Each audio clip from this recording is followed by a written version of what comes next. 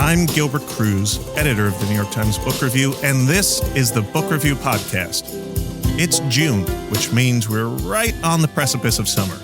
And every summer, for at least a decade, I have read one of Elin Hilderbrand's Nantucket set novels. Silver Girl, Golden Girl, Endless Summer, 28 Summers, Summer of 69, the list goes on and on. Often, when I tell people this, they react in surprise, perhaps for obvious reasons. I'm a man, and Hilderbrand's books are primarily consumed by female readers. I work at the fancy New York Times Book Review, and Hilderbrand's books are marketed as romance-heavy beach reads. And you know what? All of that is true. But one of the wonderful things about books, of course, is the way they allow us to be other people, live in other places, have different concerns than the ones that occupy our day-to-day lives. And you know what? Once a year, maybe, I want to be someone who lives on a fancy New England island, drinks a lot of Sancerre, gets embroiled in drama and jealousy and tragedy, all before finding some semblance of peace by the time Labor Day rolls around. I'm not the only one who desires these things, of course. Hilderbrand has been a best-selling author for many, many years now. Her latest release is her 30th novel and her final summer one, for now. It's appropriately titled Swan Song.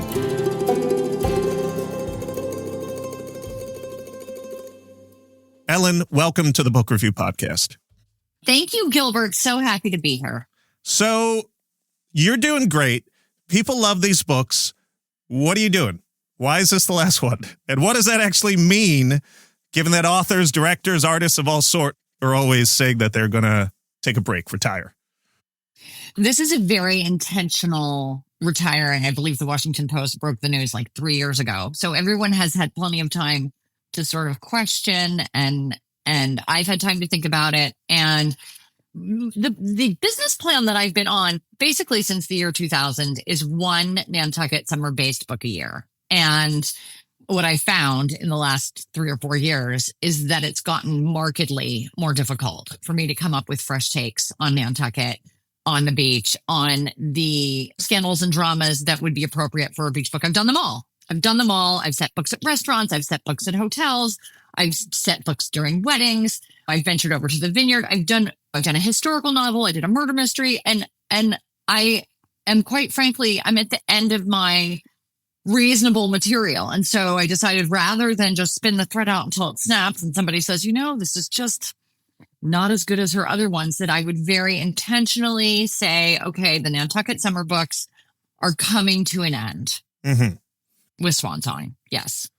Okay, so the Nantucket summer books are coming to an end. However, you have written some books set in Nantucket over Christmas. You've written some books set in another sunny locale that you spend some of your time each year, the Virgin Islands. So what? Given that Nantucket has been the core of your publishing identity up to this point, it's a financial decision, obviously, but it's also, I imagine, an emotional decision. How do you grapple with something like that? How do you come to terms with it? Oh, I'm ecstatic. I couldn't be any happier. And the reason is that I can continue to write. So my daughter, who's 18, and I have signed a 2-book deal to write 2 novels set in a New England boarding school. I just yesterday finished the first draft of book number 1. And it was so refreshing and so invigorating for me to write in a milieu that was not the beach. I was energized. I felt excited. And because Shelby is helping me write it, it's really young. It's not a young adult book, but it has like that Gen Z energy, so that the dialogue is, we may need to put a glossary in the front. I don't know. Because it's all the Gen Z, and the Gen Z has not yet had their boarding school book. So hopefully this will be it. But I do intend to write other novels, I think, moving forward.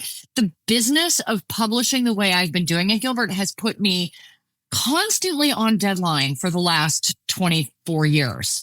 So there has never been a time when I have not been either starting a book, in the middle of a book, finishing a book. And then really the part that I like the least, which is marketing the book, right? Because there are all of these ancillary things that you have to do to get your book noticed. And just today I wrote an article for O Magazine, and I have CBS coming tomorrow morning. So I have all of these marketing and publicity things that have to get done. And it takes up so much time and challenges my introvert extrovertness, because I'd really rather be sitting home writing, or even better still, reading. So in my retirement, I hope to be doing a lot more quiet work on projects that do not have a deadline. How do you tell your publisher, hey, this really reliable spot in your summer schedule that makes you a decent amount of money every year? I think I'm done with that. How do you talk to your publisher, Little Brown, about that? Well, I didn't tell them. I announced it without telling them, because I did not want them to throw money at me. I'm human, and I might have succumbed. And I didn't tell my agent. I didn't tell anybody. I just announced it because I really wanted to stick to my guns. And here's the thing, Gilbert, and I know that you read certain other authors, and everybody out there has a favorite author that they've read. And my experience is that eventually they put out a dud. It's just the way. It's not sustainable to have great work after great work. And I really feel like every single one of my books from the time I started until now has been as good as or better than the book that came before. And it's just not sustainable. So I'm really retiring for the readers and for my publisher in some sense, because I don't want to see the inevitable decline. That's what I'm trying to dismount before we get to the inevitable decline. I feel like Golden Girl, your 2021 novel, in which an arguably Elin Hilderbrand like novelist dies at the beginning of the book, feels like it would have been a good stopping point for these novels. Was that ever the plan? Yes, that was the plan. The plan was to end with Golden Girl, and no sooner had I turned it in now. So I would have turned it in 2020, right? No sooner had I turned it in than Little Brown called and said, okay, we're here with our next deal. And we went back and forth. They wanted 4 books. I said I could maybe eke out 2 books. And we compromised on 3, and there were caveats in my contract in case I didn't want to write the 3rd book. But I did, and decided that, in fact, although Vivian Howe, my novelist, dies in 2021, that I was going to stick with my police chief character, and he was going to retire in 2024 with my novel Swan Song. So the premise of Swan Song is that Chief Captain, who you do not have to read my summer books in any order. They are all standalones and sideways novels, so that there are recurring characters. And my recurring police chief character does decide to retire for health reasons in Swan Song, and he has one last case, and hence I have one last novel before we finish. So, as you do every summer, you're going to go on a little tour, and you're going to interact with tons of these enthusiastic readers. In a wonderful coincidence, I happened to be in Mystic, Connecticut last summer, and just walked into a bookstore, and there was a giant line out the front. And I said to the lady, I was with my son, what's going on here? Who's appearing? And she said, Elin Hilderbrand. And I looked at everyone wearing very colorful clothing. I think there was a theme that day. I said, yes, of course. So you do many of these, some of the same bookstores you go to every year. What is that like? And what, if anything, will you miss about it? So it's turned into a whole thing. And over the past, probably, I think I would say starting in like 2017, 2018, I started with the color theme. So I already know what dresses I'm wearing in advance. And then I contact the bookstore, and then every signing has a color theme. I can't believe more authors don't do this. And so then everybody shows up wearing, so in the signing that you came to, Gilbert, was pink and green. Pink and green was Preppy Handbook was technically the theme. So pink and green, and all the ladies came dressed in pink and green, and then they show up on my social media. And I think it was Instagram that made me think of this idea, because the pictures are so much better when everybody's wearing the same color. It also creates a sense of community in the line. And I can't tell you how many people have said they met their new best friend because they were standing in line for 2 hours and they found out they had so much in common. So the tours are really fun. They're fun from that perspective, and they have a sense of joie de vivre. Summer is starting. We're all wearing our summer clothes. The bookstores love it. Some books, like the bookstores in Bethany and Rehoboth, Delaware, I go every single year. I will be doing my 13th signing in both Rehoboth and Bethany this year, straight consecutive. I went in 2020. We all had masks on, but I did go down there and do it. So I've been very consistent, and I love seeing my readers. I love just seeing their faces and they're so excited and they're so happy. And it's, if I ever meet Bruce Springsteen, that is always what I tell myself. I give every single person eye contact. I say their name as many times as I possibly can. I sign and personalize their book and take a picture. And that's what I want when I meet the boss. We'll see. You haven't met him yet? No. Nope. It seems like you could make that happen. No? What's going on? I hope he's listening to this podcast and then he reaches out. I feel like an author of your success and standing surely has a way to get backstage. No? You'd think so. Not yet. We'll see. Oh my God. Fame is coming. Is there anything you're not going to miss about this regular schedule you've been on? I think I detailed this in my novel Golden Girl. Vivi going on tour, and I joke, and I am joking. This is why rock stars are drug addicts, right? Going on tour and doing a different show every single night in a different city in a different hotel is so punishing. And I look at Taylor Swift and I'm like, how does she do it for the better part of a year, especially at the level that she's putting out? But it's private planes, I think, is the answer. Right. That must be the answer, and really good care. But it's hard. And there was a time, I believe it was in 2019, I was in had flown from St. Louis, or I was in Baltimore, and I was at the Four Seasons, so nothing to complain about. I could not remember. I knew what floor I was on, could not remember my room number. Had the key. Of course, the key doesn't have a room number on it. This is like after I checked in a while earlier. And I was like, I don't know what room I'm in. And I'm walking around like trying my key at different doors.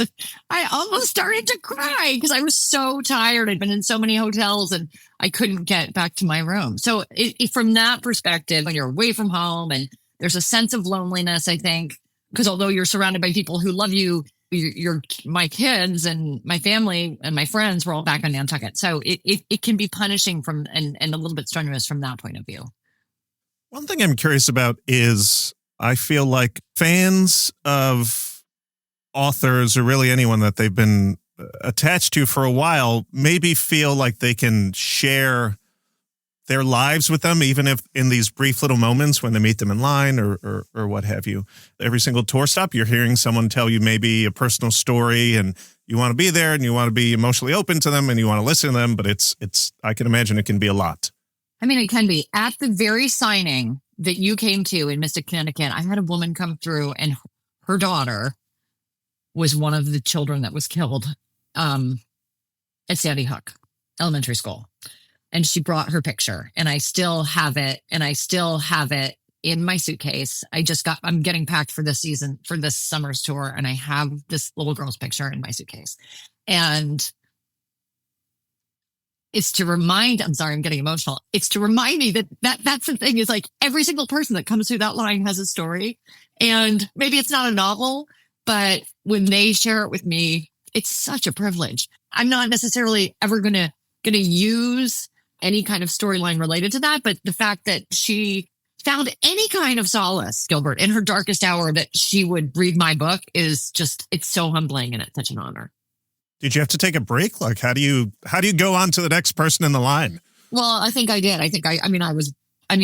That particular, I'm sure you remember it. That particular incident was so horrific. And I had a daughter that was in first or second grade at that point. And it was extremely challenging. I took a break just for a couple minutes, just to pull myself together, had a drink of water, and then on to the next, because you want to be able to give everybody the best of you. So, yeah. Boy, that's a lot. Yeah.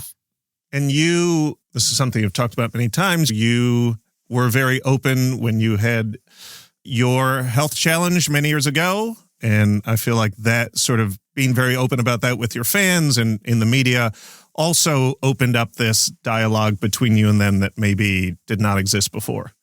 Yeah, I think that was really the turning point. So that was 10 years ago. June 10th, the book came out, and I had a double mastectomy at Mass General on June 13th. And so it was right. My diagnosis of breast cancer and the treatment had to be done right away, right when my book came out. And that novel had some parallel storylines that were like life imitating art, and was very strange. And that is when I said, I'm definitely, also my demographic of reader is the same demographic as breast cancer. So I just thought I better tell everybody what was happening. And that is when the devotion, really, that is when like the readers really, I think, attached and connected. And so it's been the past 10 10 years. I have two questions about regrets. One of them is, was there ever any point when you regretted opening your life up this way? And number two is there anything about these summer books as you bring them to a close that you said, well, I could have done that differently? I definitely do not. I have never once regretted opening my life. I'm like very much an open book. If you see me on Nantucket, a lot of people in Nantucket are being used by my fame because I've lived here 30 years. They've known me. I had my children at the hospital. The kids went to public school. At least one of them graduated from Nantucket High School. The other two went through 10th grade. And I'm at the grocery store in my yoga pants. Like to anyone who lives on Nantucket, I am not famous. There's nothing fancy or unapproachable about me. So for me to tell people that I was vulnerable was not a big deal. And I've never regretted it. I always am I think that might have been maybe the best decision of my entire career, was to confide in my readers and say, listen, I'm going through this. And the outpouring of love and support was what got me through it. And it was amazing. As far as my career in general, do I have any regrets? The wonderful thing, Gilbert, is that I was so busy raising my children, taking them to their baseball games, going to parent-teacher conferences, doing all the things, and writing the books, that I never got too in my head about the novels. The novel was work, and it was my place to escape. We'll be right back.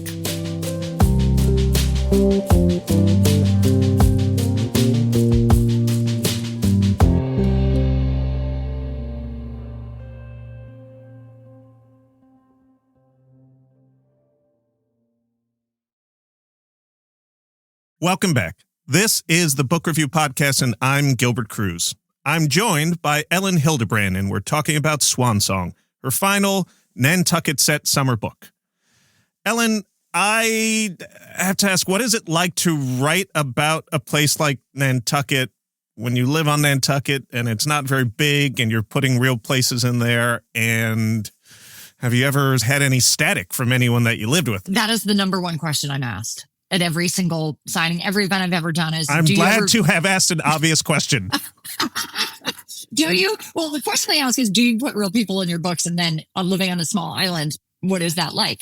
And the answer is, I don't, because as we know, fiction is crafted to make sense and a narrative arc. And as people, we have so many various and random elements. And so a real person doesn't fit into fiction. So I have to change everybody to fit the narrative.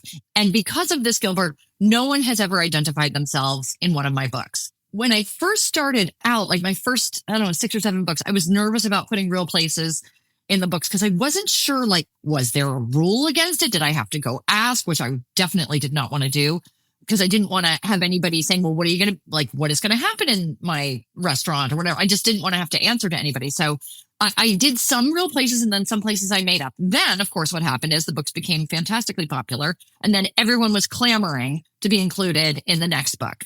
And so much so that I really have to spread it out. So I have always been cognizant of the fact that if I mention a place in the novel, my readers are going to want to go there. And I want everyone on Nantucket to benefit. So I really tried and spotlight different businesses, different retailers, different restaurants, different beaches, things like that. You have like a spreadsheet saying, okay, the last book I put this place and this place. I can't use it for 2 more books.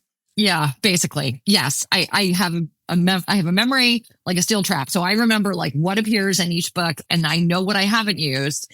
And so like I'll be in town and I'll eat somewhere and I'll be like, okay, I have to have a scene here before I finish.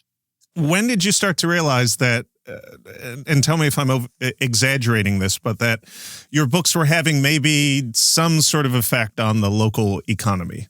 I feel like I'm trying to think when this would have been. It could have been at the start, I guess let's call it the start of the Elin Hilderbrand weekends, which the first weekend was in January of 2015. So also I had just undergone one of my surgeries for breast cancer. And this was a surprise surgery.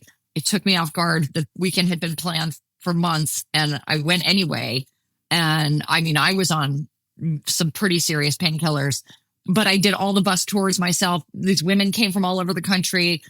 And at that moment I realized like people will come in the middle of January to Nantucket for 3 days just because they want to see the island. They want to experience the things that happen in the books.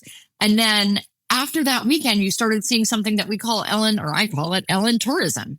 And when I'm in town, I can tell who the people are who are there because of my books. I keep a kind of low profile, but it was so funny. A few weeks ago, I was at the post office and there was a couple behind me and they had pronounced Southern accents and they were an older couple, older than me. And I finished my business at the post office window and I was leaving and she said, "Are you Elin Hilderbrand?" And I'm like, "Yes." And they were mailing, they had come to Nantucket specifically because of my books. They were mailing postcards back to Alabama, where they were from. And then we took pictures. I mean, of course, I look like a dirt sandwich, but I'm like, I don't care. I will always take a picture with you if I meet you in town, whatever. They were so excited. And that has happened, many, many, many, many times, but it gives me such a kick. And I can't meet every single person who comes to Nantucket. So that's when I started instituting, and this will be now the third summer where I do a weekly signing at Mitchell's Book Corner on Main Street from 11 to 12 every Wednesday. And there's a line down the street and people laugh. It's quite a thing, but it allows me to see everybody who comes to Nantucket because of my books. A literary device that you've played around with in the past and that you use here very briefly is the we narrator. I think you've talked about this before. A quote from this particular chapter is you're talking about everyone showing up to this. One of the parties that the couple at the center of this book, this sort of mysterious couple that comes into Nantucket, very, very, very wealthy, even for Nantucket standards. They come in, they're throwing all these parties and everyone is mystified, intrigued by them. And you write, "We show up wearing flamingo, blush, salmon, magenta, fuchsia, and rose gold." This we is something that you have used. You've used it in greater sort of percentages in other books. How did you alight on that? It started in my novel Summerland, which was my 2012 novel, because that novel deals with a death of a teenager in a car accident. And Nantucket did not experience that exact thing, but we had a few years before 2012, there were some suicides at the high school. And although unrelated, what I felt during that time was Nantucket coming together because they were our kids. And there was more than one, and it was like in a string of succession. And I felt Nantucket come together as a community. And so then a few years later, when I was writing this novel about these teenagers who had died in a car crash, the one teenager had died in a car crash, I thought, I'm going to use that sense of community and I'm going to do the we voice. Now, also, Gilbert, you have to be pretty experienced. Point of view is something that you learn with time and effort. Like it comes. And so doing a we voice is not easy. It's like pulling off the second person. I love novels written in the second person. Very difficult to pull off.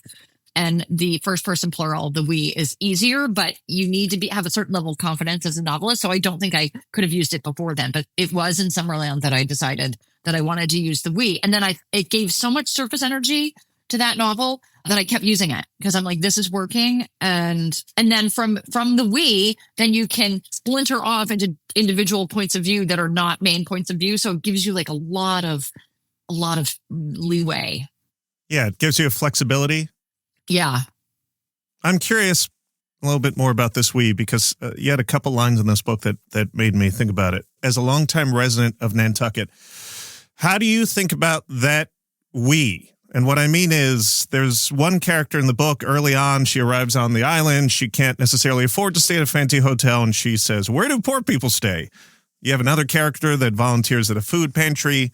And so much of what you write intersects with the Nantucket fantasy, right? Of sort of fancy houses and stuff like that. But that we, the real Nantucket, is much more complicated than just fancy houses overlooking the water and people drinking wine, et cetera, et cetera. You've lived there for a very long time. What is the real we in Nantucket? The answer is it's many, like you said, it's many, many things. I am so fortunate, so fortunate to have access to the summer community for sure. And the summer people, and they all know who I am. And I get invited to all the parties, and that's fun. At base, like I said, I am a Nantucketer. I've lived here. I've raised my kids with these people. I was diagnosed at the hospital. Like, I am a Nantucket person. And that has really shifted in the 30 years that I've been here, obviously. So we are service-based economy. And so we have the school email goes out in 6 languages. It goes out in English, Spanish, Portuguese, Lithuanian, Bulgarian, and Nepalese, because those are the populations that are served by the public schools. And so all of those people are within my community. And so I think when I speak from a we, I'm trying to umbrella everybody who works and lives here belongs here.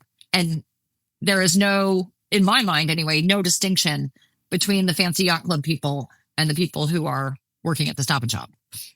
You are writing 2 novels at a boarding school with your daughter. That you just finished the draft of the first one. Talk to me a little bit about that. Did she express interest in writing? Is she just giving you ideas in your writing? Like, is this an apprenticeship? How is this working?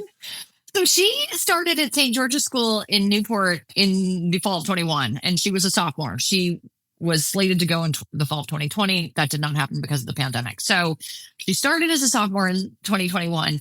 And when she got there, she was calling 4 or 5 times a day and just telling me she was perfectly happy, just telling me the things that were going on. My mouth dropped open. I am like, we are writing a novel, because it was the stuff that was happening by the end of her sophomore year. I mean, I couldn't believe it. I'm like, we're writing a novel. We came up together with the characters, and it's very much like the Hotel Nantucket in that it's tiered. So the head of school is a woman of color, and then there are teachers. And so I'm writing the point of view of the head of school and then the point of view of the teachers, one of whom is a failed novelist, a guy who's been living in what was the darling of the Manhattan sort of writer scene and then fell out of favor. And so he's now back working at the school where he went. And then there are other teachers. And then Shelby and I developed the student characters together, and she wrote some of the student scenes and is doing all of their dialogue because she's going to go back in after me. But as far as the structure and the twists and the developments, that's all me, because it's very challenging to put that many characters and have it be really have a satisfying arc. And we have some arcs that will go into book 2 that we won't have payoff until the end of book 2, and then some arcs that end at the end of book 1. And she has given me the material, and then it is a little bit of an apprenticeship in that I'm like, okay, this is the scene you're going to write. And then she writes the scene, and then I edit it. And I'm writing a lot of scenes, and she's editing my work because I sound like a boomer, and she will not have it. She's like, absolutely not. Hell no, she says. Hell no. That is not how people my age talk. So it's been funny and a lot of fun. Do you want the writing life for your child? Is this what you want for her?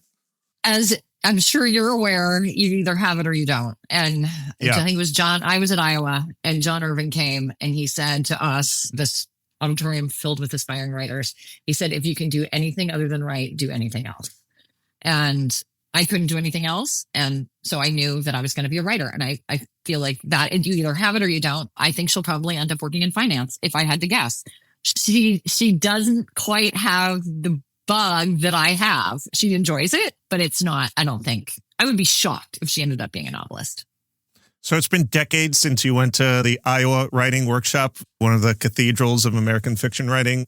You didn't really mesh with it, which was fine because you ended up here. But as you look back on those years, when you're trying to think of what am I going to do after these next 2 books, do you ever have a desire to say, I'm going to show those bastards at the Iowa Writing Workshop that I could write an Iowa Writing Workshop book? I've done my thing. I've made my success in my bones with exactly what worked for me, but I'm going to try this other thing that's completely different.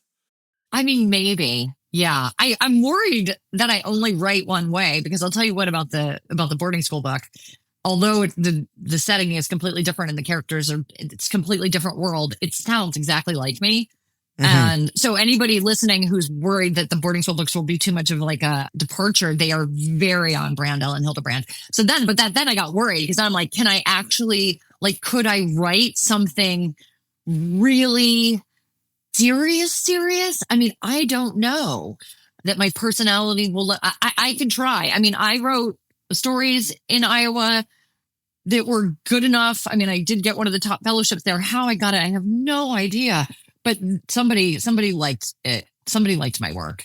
But like a real serious literary novel, could I do it? I don't know. But am I going to try? Yeah, I think I am. I think I'm going to try. You talked about your Instagram. I'd People see book recommendations there all the time. I'm curious as to some of the ones that you would love to recommend to people. I saw All Fours, the Miranda July book that you just recommended. So All Fours is about, it's so good. I mean, the premise, I mean, for me to tell you, is just crazy.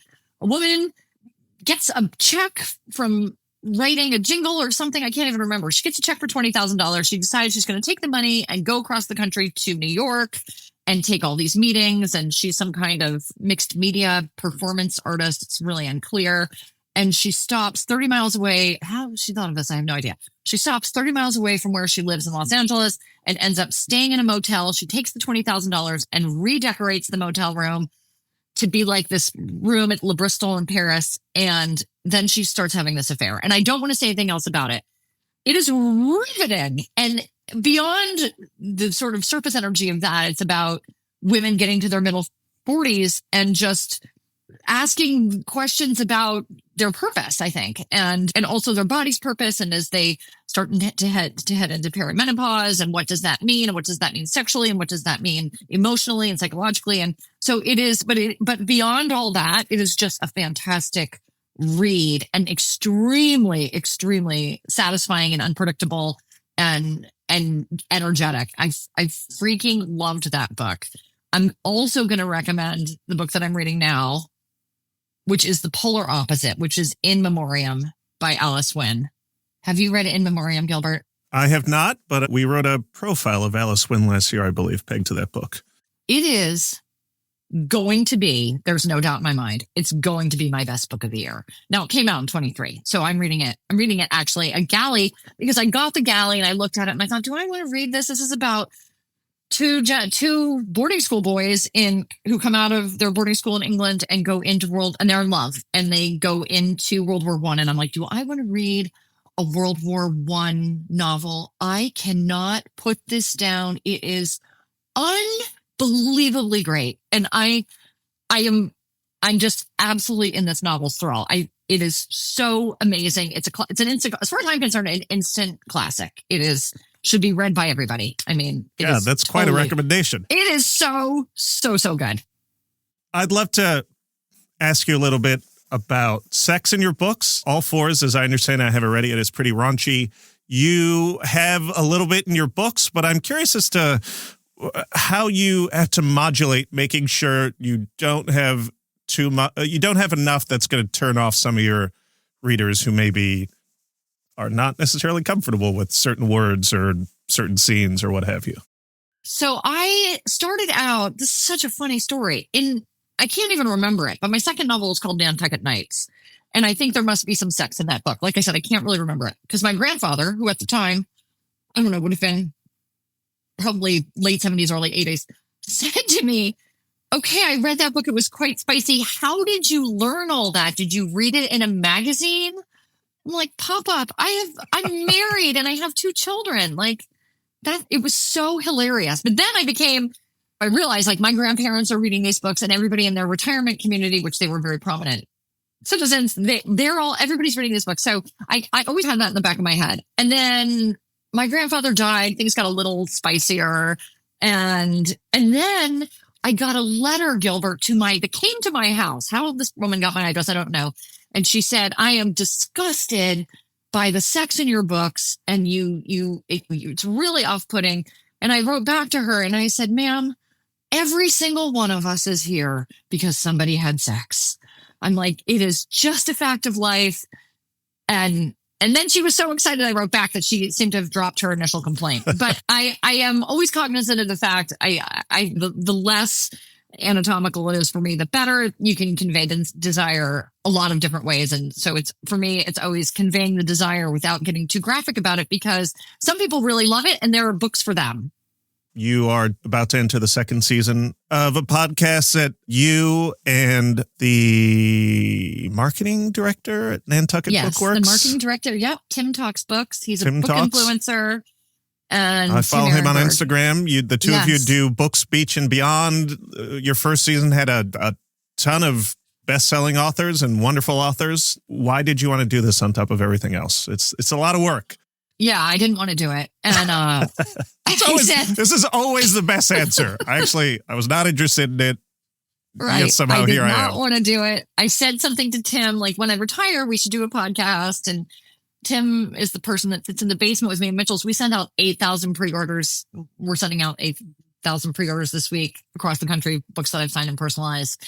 And so we spent a lot of time together. And I said to him at some point, next year, this was last year, 2 years ago, next year when I retire, I think that's what I said. When I retire, we should do a podcast, because he and I have great chemistry and he's an avid reader. He's also a song and dance guy. Like, he's like a theater kid. So I said, we should do a podcast. And he was like, oh yeah, in all of your spare time. And I agreed, right? We were laughing, ha ha ha. And then I guess 2 winters ago, I was in St. John in the Virgin Islands, and he texted and he said, Nantucket Magazine just gave up their podcast. They're offering us the podcast studio if we want to do our podcast. And I said, I'll do it, but you have to do all the work. I can't give it anything. I'll show up but you have to do all the work. So he said, yes. He was all of a sudden very excited about it. Yes, he's going to do all the work. And he has done all the work. The one great thing that I'm able to do, which I'm giddy about, is I can email anybody basically and say, including you, Gilbert, and say, will you please come on my podcast? And everybody says yes. And Don't give away too much behind the scenes here, okay? I was thrilled. And excited. And we had you, we had Ann Patchett, we had Colleen Hoover. Colleen Hoover was my first email. I emailed her and I said, I know you're not doing any publicity. This was back after It Begins With Us came out. And I said, will you do my podcast, please, though? And she said, anything for you, Ellen. And then I went to everybody else and I said, Colleen Hoover's doing my podcast. And then everybody else said yes. And I've done a lot of favors for people and blurbing and various other things. So I was super, super gratified. And we had a star-studded, truly, first season, and second season is shaping up to be as good. You figured out the key secret of booking, which is get the most famous person first, and then you can use their name for every other email you send. That is exactly what I did. Ellen, thank you so much for coming on the Book Review Podcast. Congratulations on your Swan Song, on wrapping up your Nantucket Summer books. It's been a delight to talk to you. Thank you, Gilbert. You're the best. That was my conversation with Master of the Beach Read, Elin Hilderbrand, about her novel Swan Song. I'm Gilbert Cruz, editor of the New York Times Book Review. Thanks for listening.